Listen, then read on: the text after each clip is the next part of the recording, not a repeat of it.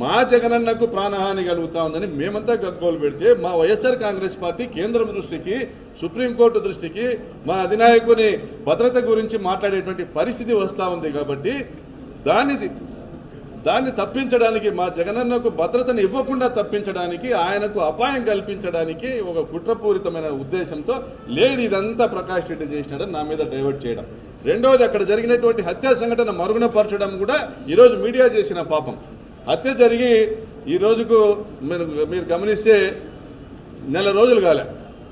మరి హత్యన జనమంతా మర్చిపోయి ప్రకాష్ రెడ్డి ఆ ఊర్లో ఉన్నాడు, బెయిల్ వచ్చిందా లేదా, ఇదండి మన సమాజం చేయాల్సింది. ఒక నిండు ప్రాణాన్ని బలిగొన్నటువంటి ఒక దుర్మార్గపు రాచరికపు రాజ్యంలోని అరాచకాన్ని ప్రశ్నించాల్సినటువంటి మీడియా ప్రతినిధులు సమస్యలను తప్పుదావ పట్టించి డైవర్షన్ పాలిటిక్స్ చేసి ఇలా జరుగుతున్నటువంటి ఘోరాలని, నేరాల్ని ఎత్తి చూపుకోకుండా ఇది బాధ్యత రాహిత్యం అనేసి నేను భావిస్తాను.